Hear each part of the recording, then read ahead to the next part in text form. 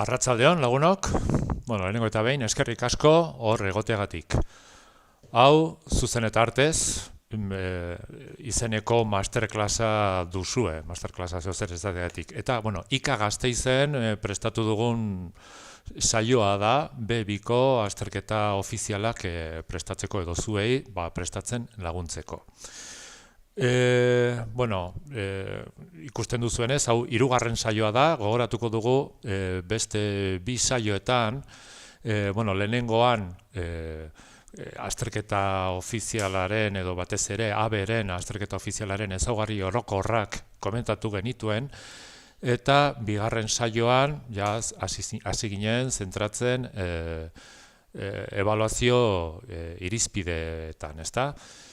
Bi saio hoien edukiak eta bideoak gogoratu prestautako Classroomean dauzkazuela, orduan edozein momentutan konsultatzeko, eta bai azalpenak, bai ariketen erantzunak, eta bideo hauek berriro ikusteko estekak hor dauzkazue, bai? Lehenengo eta behin ere gogoratuko dugu gaur astelena dela, asteazkenean batzuek izango duzue OBE bidezko proba, ordenagailu bidezko proba, dagoeneko B2 arratsaldean, eta beste batzuek, imaginatzen dut gehienok izango zaretela, bi asteburu barru, maiatzaren 5ean, uste dut, izango dela zuen ohiko azterketa, paperezko euskarrian. Ze modu zabiltzate, oain arte, kasu egin zen idaten, eta hasi zarete jasten, orduak sartzen horretan euskeraz, azken finean hizkuntza maila hori behar beste jasotzeko, espero du baietz, ze, horrela errezago ingo zaizue gero azken finean, nahi gabe ere aterako zaizue, euskara hori, pentsatu gabe, aterako zaizue naturalago, bai? Eta, hemen saio hauetan, gure asmoa da, aholku batzuk ematea, gero kontuan hartzeko azken momentuan, dakizuen euskara hori plazaratzeko. Plazaratzeko orduan, dotoreago ateratzeko egin beharreko ariketa horiek. Besterik gabe, hasiko gara ja hirugarren saioarekin, eta aberastasuna eta zuzentasuna izango ditugu hizpide saio honetan. Zeri erreparatzen diogu aberastasuna aipatzen dugunean, edo zer hartzen dugu kontuan, edo aztertzaileek adibidez, testu bat edo baloratzerakoan, zeri erreparatzen diote aberastasunaren irizpidean. Hor dauzkazue 3 arlo, lexikoa, imaginatzen dut denok bazenutela hori buruan, sintaxia eta gero ideiak, hor jarri dugu laburpen moduan edo erreferentzia kultura, ideiak ilustratzeko edo erabiltzen ditugun izan daitezke esamoldeak edo erreferentzia kulturalak edo ideia horiek ere nola garatzen ditugun, besterik gabe hasiko gara lexikoarekin, eta lexikoak ze ezaugarri eduki behar ditu. Hor, aipatu dizkizuegu, eta Classroomen dauzkazuen apunteetan ere, garatuago daukazue teoria hau, lau ezaugarri nagusi izan beharko lituzke lexikoak edo zuen idazlanetan, zuen produkzioan. Batetik, ezaguna izan behar du. Hau da, honekin esan duguna da, ez duzuela zertan bilatu hiztegian, azepziorik edo arraroena erakusteko euskara asko dakizuela eta edo oso teknizismo handietan ere ez duzue zertan sartu. Azken finean, zuek bilatu behar duzue beti komunikagarritasuna eta hitz horiek testuaren hartzaileak ezagutzen ez baditu, alferrik izango da gure testua. Orduan, lexiko normala, hartzaile euskaldun normal batek luke hiztegian bilatu behar ideia horiek edo kontzeptu horiek edo ulertzeko, bai?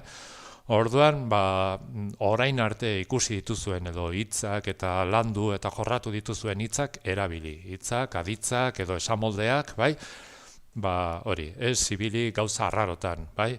Eta askotan esaten dugun bezala, azterketetan edo ez estrenatu zapatarik, bai? Deseroso ibiliko zaretelako, bai?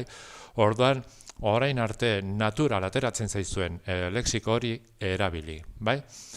Orduan, batetik ezaguna izan behar du hartzailearentzat, irakurlearentzat, bai? Batez ere komunikatibo izan behar du, bai?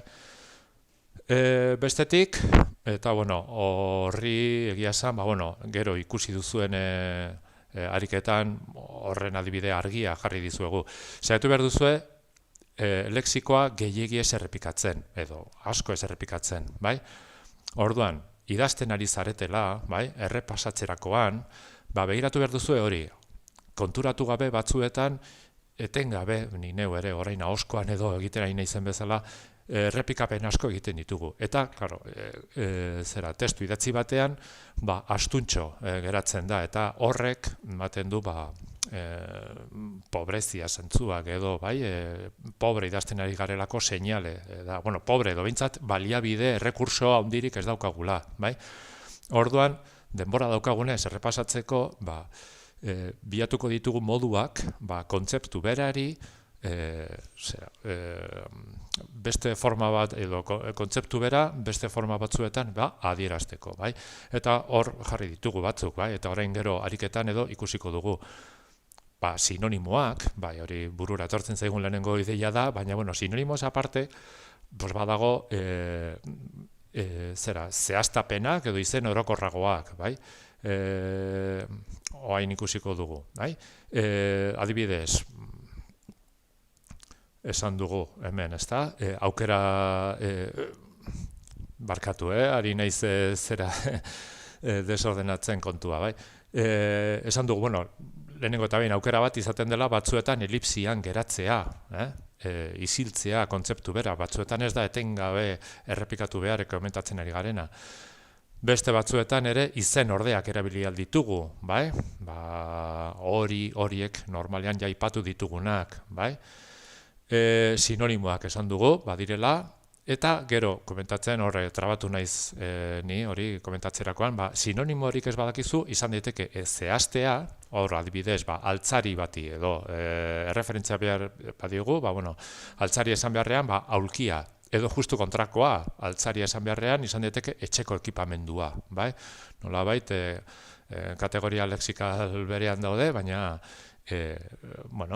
batzuetan, animaliak, izan daiteke katua, bai? Edo felinoa, eta felinoa baino zehatzago katua, bai? Orduan, interesatzen zaigun, momentuan interesatzen zaigun edo kontzeptua erabiliko dugu, bai?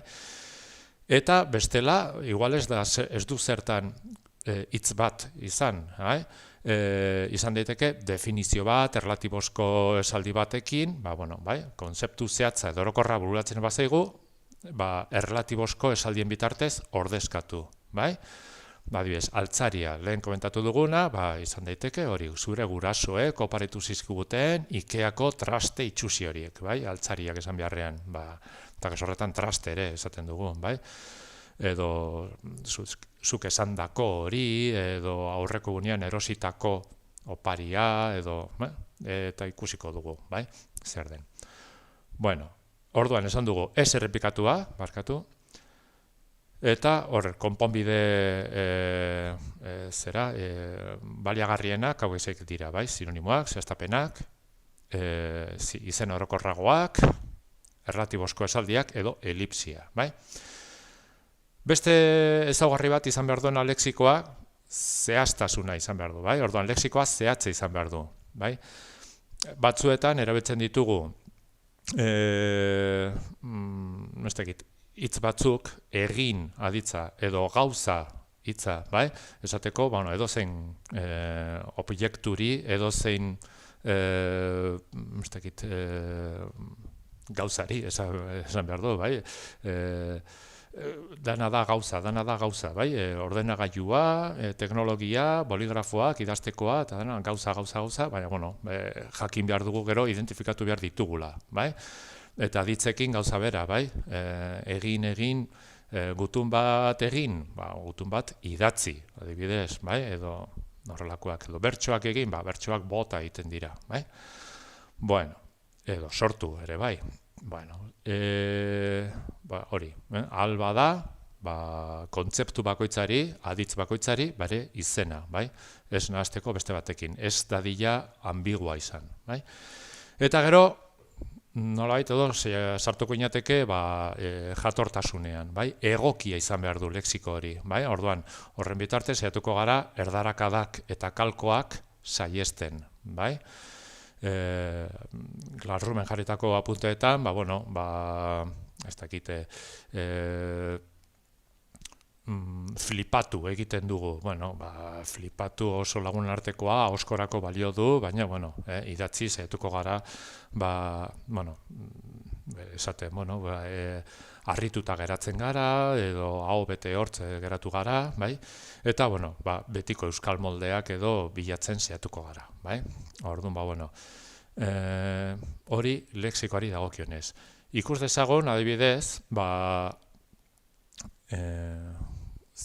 Classroomen proposatu dizuegun ariketa batean, hor argi ikusten da, ikasle batek jarri zitzaion edo eginkizunean, sare sozialei buruzko edo sare sozialek dakartzaituzten arriskuai buruz edo idatzi behar zuen, eta, hemen testu hau idatzi zigun, eta, nabarmendu dizkizuegu hitz batzuk, koloretan ikusteko bisualki zenbat aldiz errepikatu zituen ikasle honek kontzeptu horiek, bai? Kasu honetan, sare sozialak, bai? Irakurtzean ere, astuntxo geratzen da, bai? Teknologia orain dela zenbat urte sortu zen, honekin batera urte batzuk geroago sare sozialak hasi ziren agertzen, lehenengo sare sozialetatik asko betoen dira, baina horrek eragiten du gure lehenengo baino okerrago egotea. Sare sozialak beti danik harrematen jartzeko, bai? Sare sozialak, bai?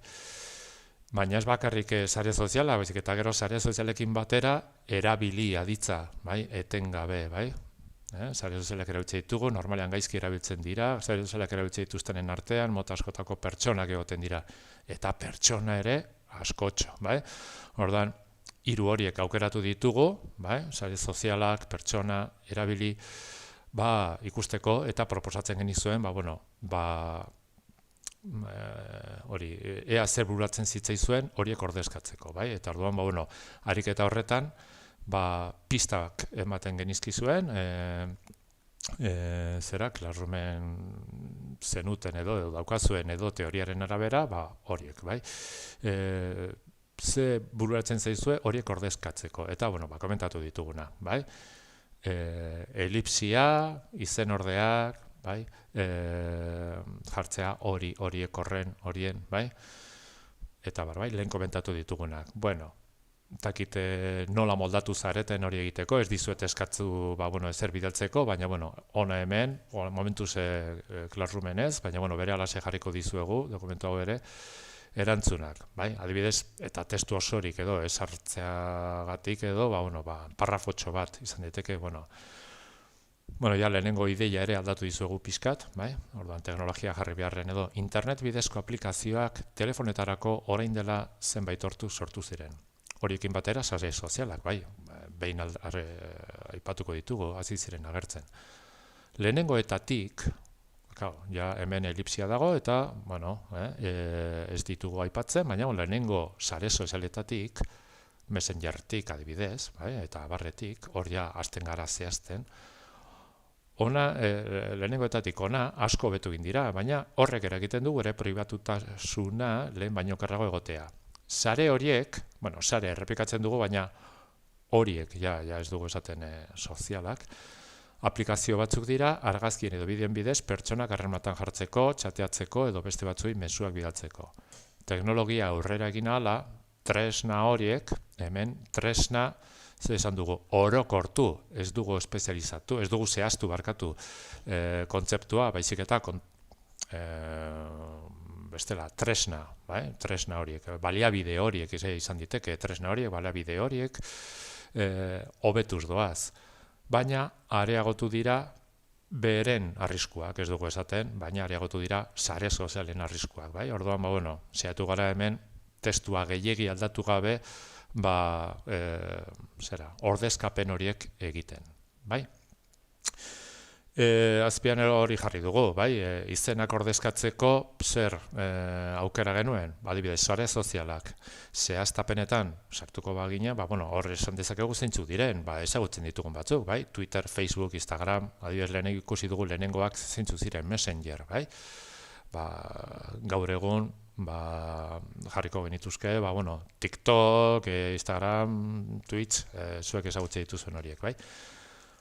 Baina ez daiteke asmakizun berri horiek, komunikabide tresna berriak, orokortuta, komunikaziorako edo entretenimendurako aplikazioak, edo aurrekoan esan genuen bezala, edo lehen arestian esan dugun bezala, ordezkatu aldugu erlatibozko esaldiak eginez, bai? Aurrez aurreko harremanak bazterrarazten dituzten ditxosozko aplikazio hauek. Hori komplikatu egia edo irudituko zaizue, baina, ordezkatzeaz gainera valorazio negatiboa egiteko balio dezake, bai? Eta horrekin aberastuko genuke desente, bai? Ze gainera, gure ikuspuntua ere ematen digu.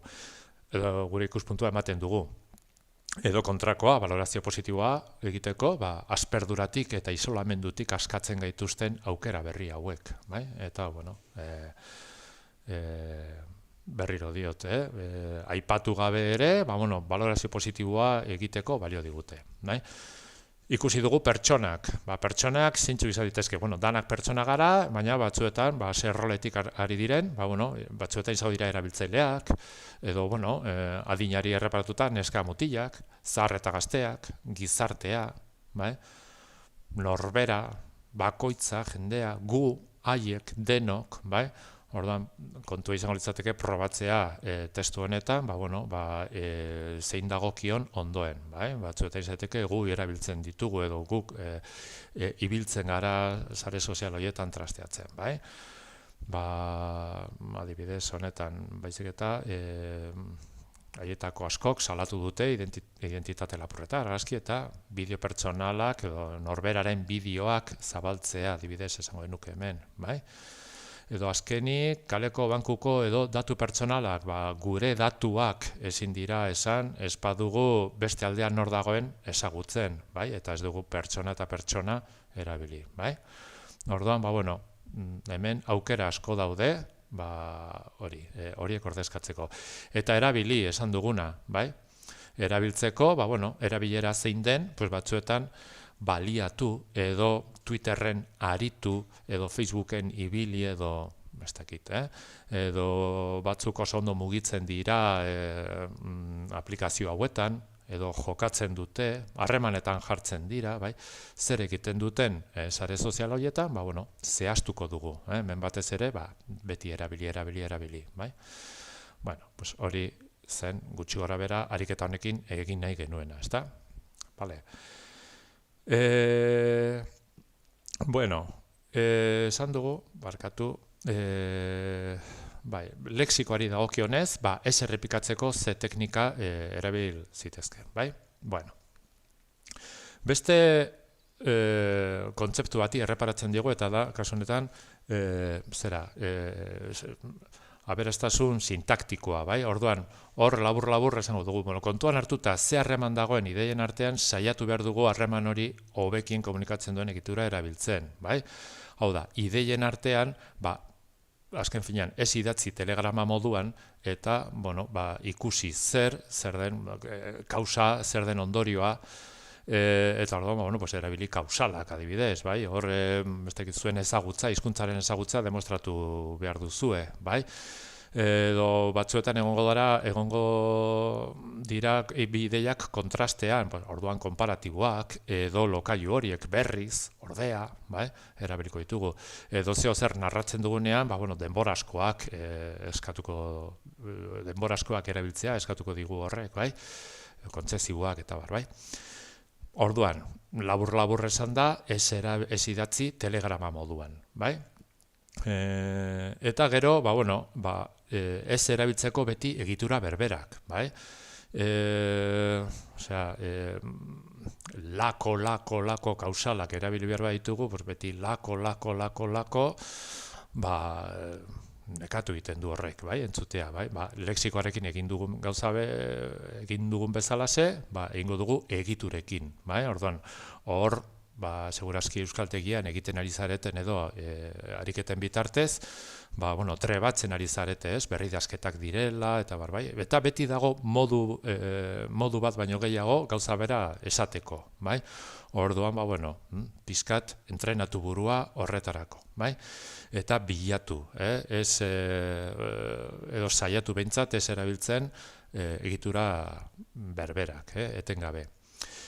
Eta batzuetan ere ez pasatu, ez atera jostailu guztiak, hau da, gramatikan dakizuen edo ezagutza guztia esatera esaldi berean, edo esartu esaldi berean, bai?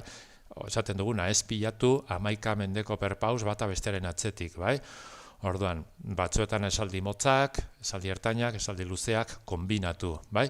Eta hor, apuntetan jarri dizuegu eredu testu polit bat, bai?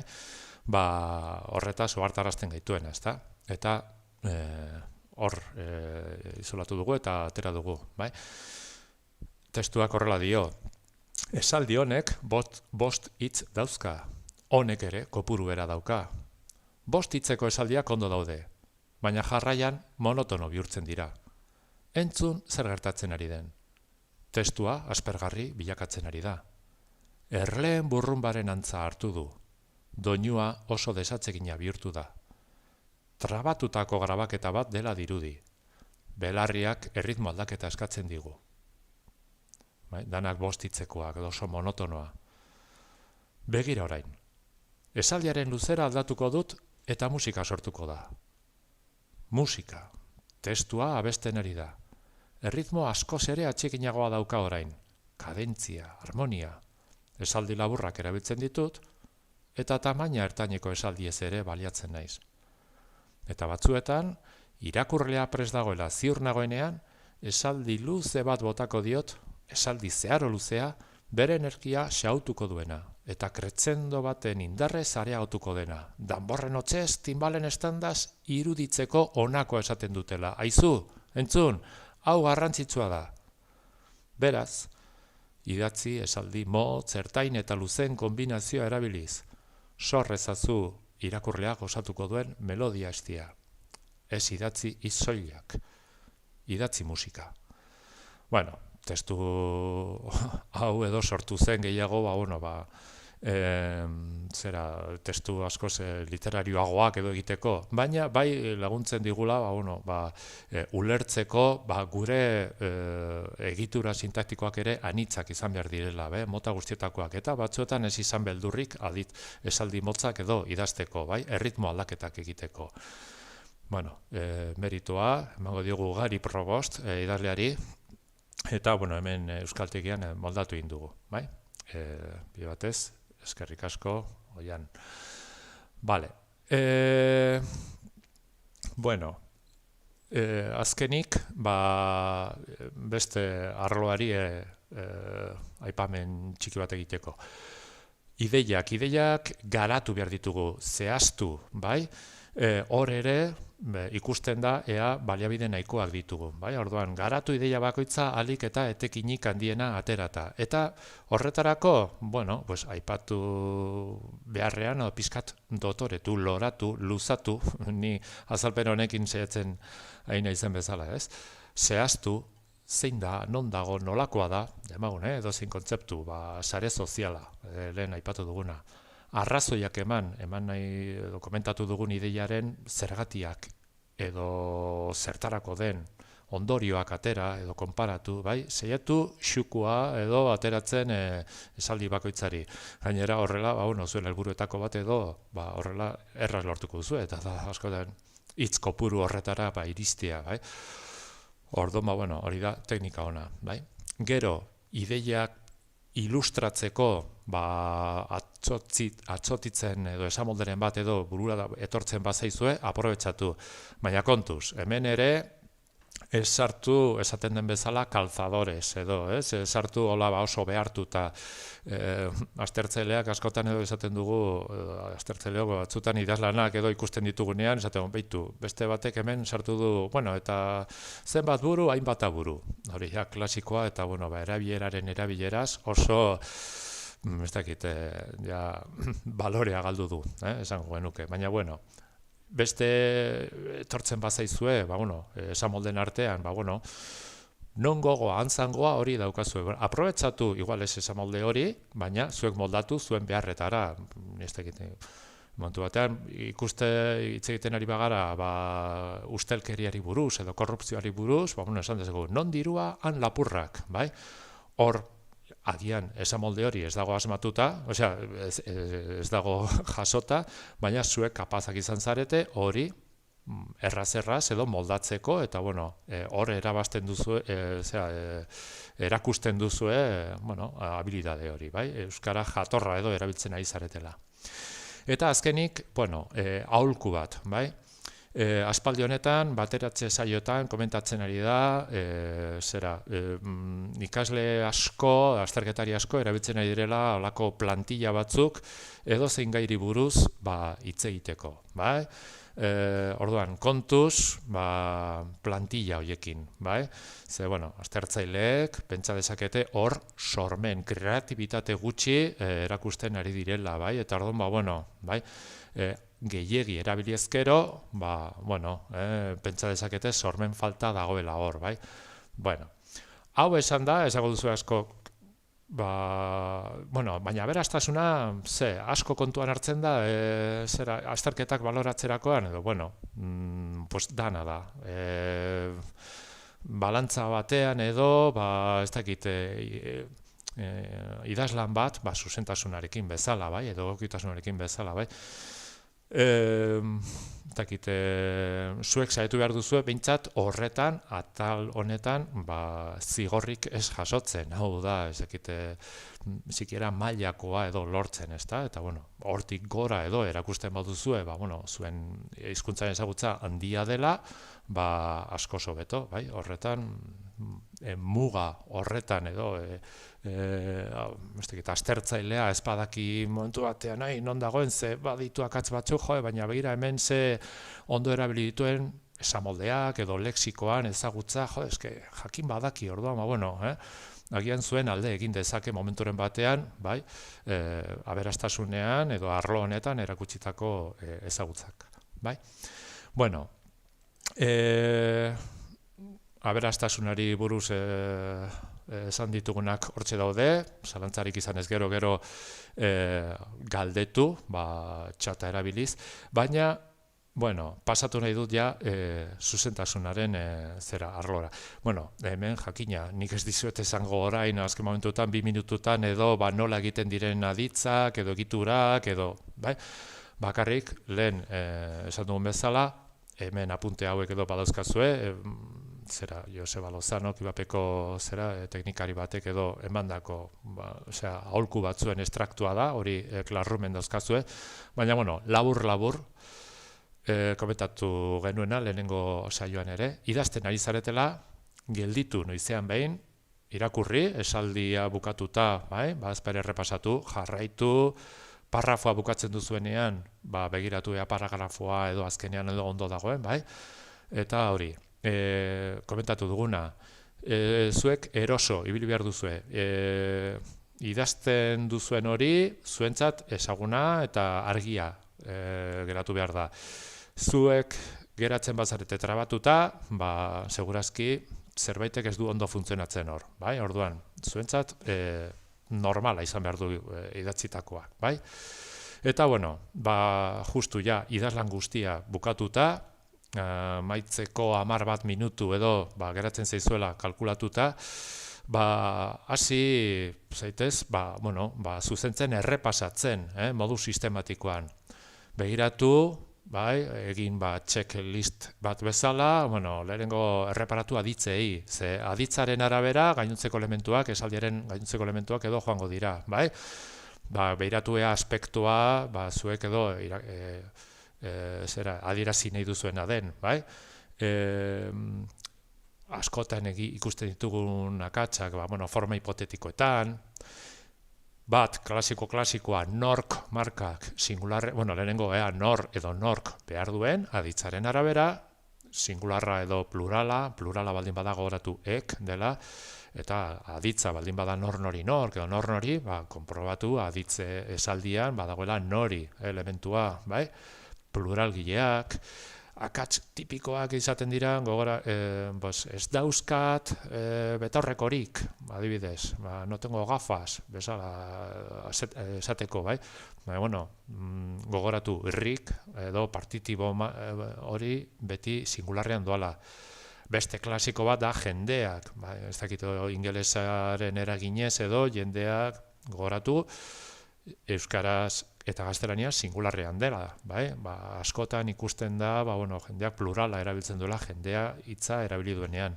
Eta gero, zehar estiloa, zehar galderak direnean N marka, uste dut, argi dago, L marka behar dutela, holako kontuak, horiek dira, euskararen oinarrizko funtzionamenduaren ezaugarri nagusiak, eta orduan, horiei edo erreparatu, Eta, azken gomendio giza, ez ahaztu. Aldaketa bat egiten duzuen bakoitzean, begiratu badazpa ere, zer, azken momentuan aldatu baduzue, agian beste nahi gabe ukitu duzue gauza bat, eta beste bat edo aldatu behar duzue horren arabera, Orduan kontuz komustadurarekin,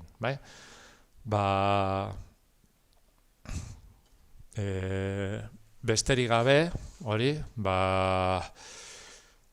ez dakit, espero dut gaur beste egun batzuetan, baino urduriago ibili naiz edo grabazio honetan, orduan aldez aurretik, barkamena eskatu nahi dizuet, eta gogoratu, orain denbora daukazuela edo aukera daukazuela, zuen etxetik edo zuen ordenagailutik edo niri edo zein galdera horren inguruan edo komentatzeko.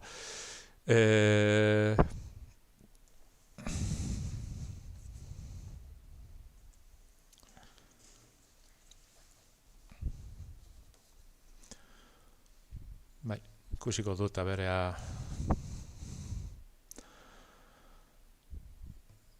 momentuz eskertzeko mezuak, eskerrik asko Juan eta eskerrik asko Angi, ez dakit,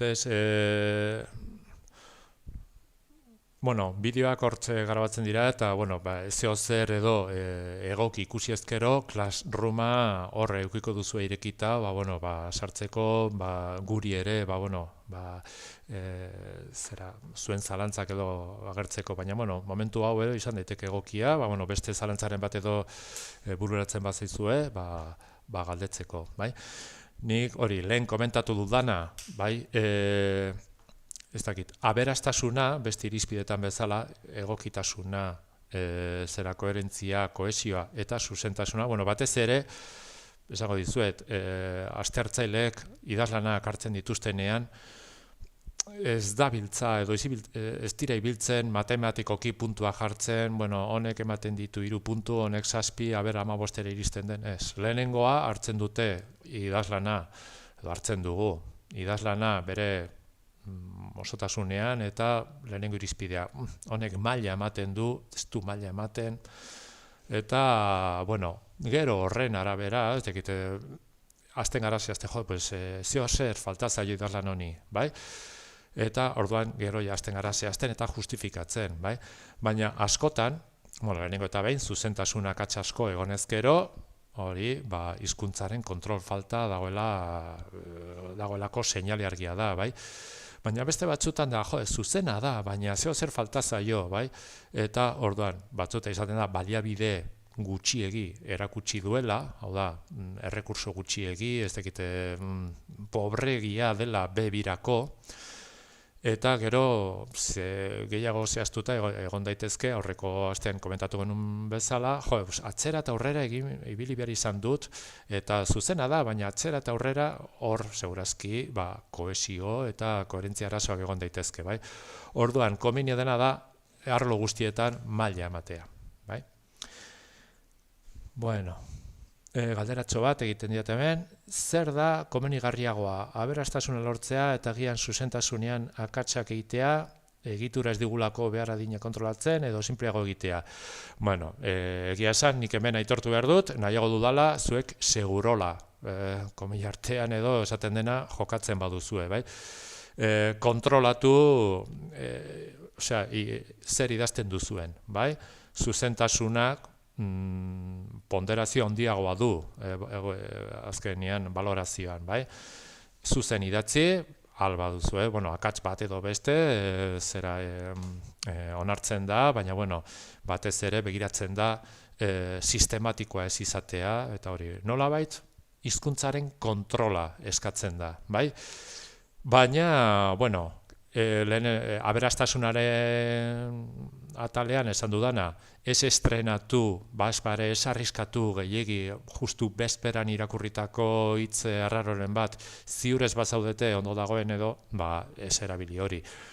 Gehiago, aberatsagoa izango da, ideiak ondo garatzen badituzu, zehatzagoak badira ideia horiek, ambiguoak ez badira, hor ja aberastasuna konturatu gabe demostratzen ari zarete.